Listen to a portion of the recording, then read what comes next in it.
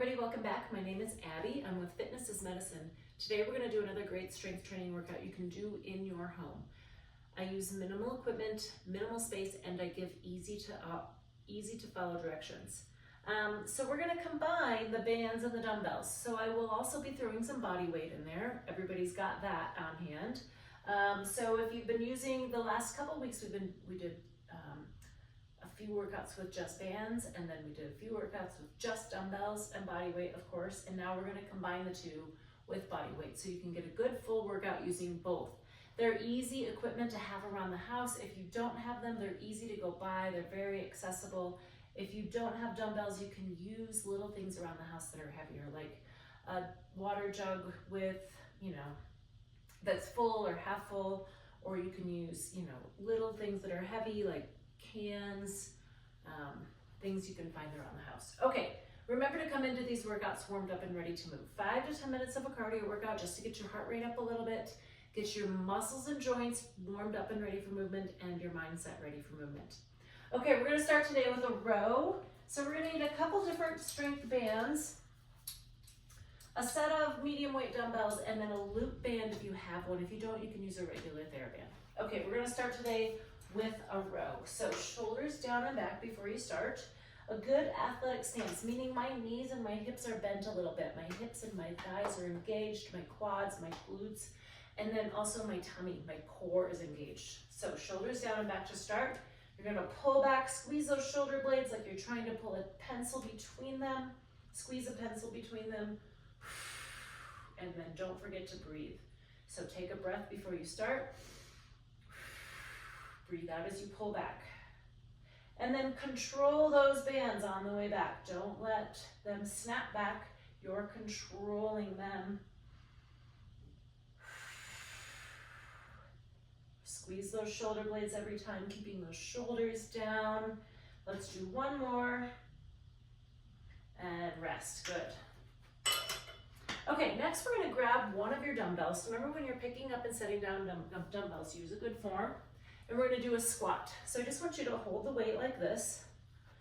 Shoulders down and back. I want you to sit your hips back and just drop that dumbbell between your feet. Really sitting those hips back, keeping your knees over your ankles.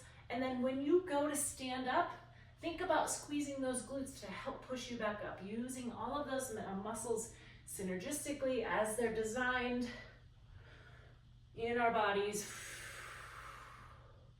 Keep breathing right here, squeeze those glutes. And also your core should be engaged, engaging that core through all of the exercises that we do. Breathing. Really focus on keeping those knees over your ankles, keeping your knees behind your toes. So you want to be able to look down and see your toes. Let's do one more and rest. Okay, good. Pick up that other dumbbell. We're going to do some biceps curls. So let's add a little bit of balance challenge. We'll put one foot in front of the other, do a tandem stance. Shoulders down and back to start. Now, I want to do a 1 to 5 ratio here. So up on 1, 1, 2, 3, 4, 5. Make sure you straighten your arms all the way at the bottom. 1, 1, 2, 3, 4, 5. Good. So we're controlling that eccentric motion.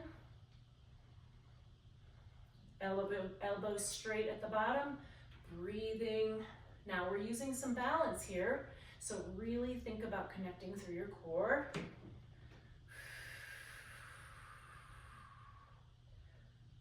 Now, if you think you've chosen a little bit too heavy of dumbbells for this particular way to do dumbbells, just grab the next ones down if you have some, or maybe just stop before you get to 10. You can stop at 6 or 8, that's okay.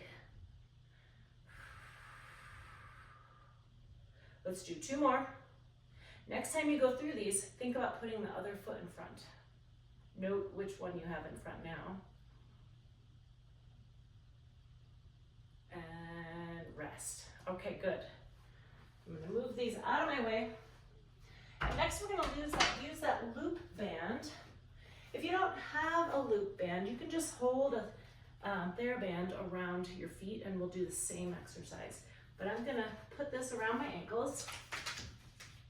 Now, whatever you're using, if you have a loop band, a TheraBand under your feet and you're holding it, or if you have a loop band, I want your all 10 toes straight forward, knees and hips bent, so your quads and your glutes and your core are engaged. And then I want to keep tension on that band. So here's where there's no tension. I want to keep a good amount of tension and keep it there. So I'm going to take a baby step, both sides. So I never let those feet come together. I want to keep tension on that. Really keeping those toes straight forward. Almost think about turning them in. And you don't have to turn them in, but sometimes that can help you think about which, because it's as you step, this foot is going to want to turn out because our quads and our hip flexors are stronger. They're used to always being leading us, walking, right? We want to work on those glutes. All right, good. You're not going to go very far because you're taking baby steps, but about 10 or 12 in each direction is about perfect. Okay, next we're going to do a shoulder extension. So I have another tube set up over here. And what this looks like is you're going to stand in like a staggered stance. And now this is to protect your back. So I want your feet kind of wide apart and then one, maybe a whole foot in front of the other. Shoulders down and back. You're going to keep your arms straight. We're working on your shoulders here. And you want to pull those bands to your hips. Don't let your elbows bend.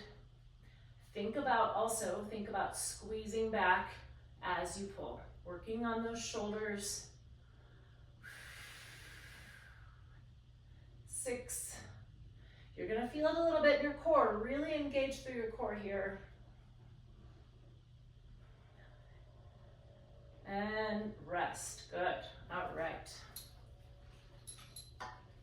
Okay, finally we're going to lower down to the floor. We're going to end in a plank. So if you are not sure you can do a plank, or if you've never tried one before, or if you know you can't, you can use like your bed or a sofa or a coffee table like this, like putting your elbows up and then stepping your feet back. Now I'm holding it in the same, I'm very straight, my hips are flat, but it's just changing the lever, changing the angle. If you're able to, let's try it on the floor. You can do it on your elbows. You want your elbows directly beneath your shoulders. And then I want you to hold your head so that your neck stays happy. So your neck, your cervical vertebrae should stay in line with the rest of your spine, just looking straight down at your hands. Remember to keep lowering those hips. If you find yourself coming up, think about lowering those hips. We're going to work on it for about 30 seconds. You don't have to hold it for 30 seconds, but that's sort of the goal here. Okay, rest. All right, now try to go through all of these 1 or 2 more times. Go through the whole video again, and then maybe 1 more time. And if you don't have time to do it all at once, maybe do 1 in the morning, 1 a little later, and then 1 later in the day still. Try to get through them 3 times. If you're able to do them all back to back, that's great. Maybe do a little cardio in between to keep that heart rate up, and then follow with a good cool down and stretch. If you have any questions or need any modifications, please feel free to reach out to me privately or leave a message below in the comments. Otherwise, have a great workout and we'll see you next time. Thanks everybody.